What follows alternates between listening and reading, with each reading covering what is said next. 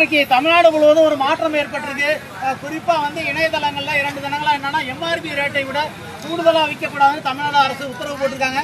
விஜய் அவர்களும் ஒரு பைசா கூட மக்கள் மனத்தை திருட மாட்டேன்னு உத்தரவு போட்ட நிலையில கடந்த 3 தினங்களாக பட்டுக்கோட்டையில் இந்த கடையில் பார்த்தீங்கன்னா 140 ரூபா போட்டு 160 ரூபான்னு விற்கிறாங்க.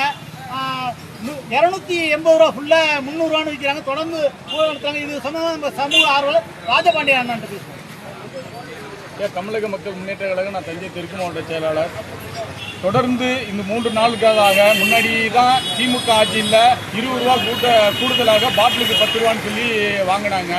முன்னாடினாவது செந்தில் பாலாஜிக்கு போகுது, அங்கே போகுது, இங்கே போகுதுன்னு சொன்னாங்க. ஆனால் இன்னைக்கு 3 நாட்களாக பாட்டிலுக்கு 20 ரூபா கூடுதலாக விற்பனை செய்யும் மதுபான கடைகளை ஆய்வு பண்ண சொல்லி நடவடிக்கை எடுக்க சொல்லி டிஎஸ்பியிடம் மனு கொடுக்க போகிறோம். பாட்டிலுக்கு 20 ரூபா வாங்குறாங்க ஸ்டிக்கர் ஒட்டி. இதை உடனடியாக தமிழக அரசு மாவட்ட நிர்வாகம் நடவடிக்கை எடுக்குமாறு தாழ்மையோட கேட்டுக்கொள்கிறோம். நிச்சயமா கரூரில் நம்ம இப்போடைய தமிழக முதலமைச்சர், மக்கள் முதலமைச்சர் என்ன பாட்டு பாடினா பாட்டிலுக்கு 10 ரூபா, பாட்டிலுக்கு 10 ரூபான்னு பாடினாரு.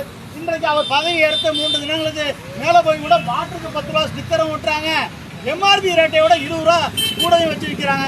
ஆகவே நாள் வரையில செந்தில் பாலாஜி அவருக்கு சொன்னா இப்பயும் பாத்தீங்கன்னா இங்க செந்தில் பாலாஜி போகுதா, யாருக்கு போகுதா, அதிகாரிகள் கையாடல் பண்றாங்களான்னு என்னன்னு தெரியல.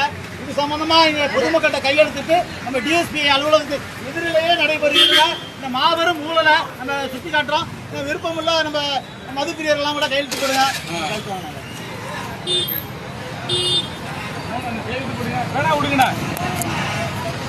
கையெழுத்து போடுங்க.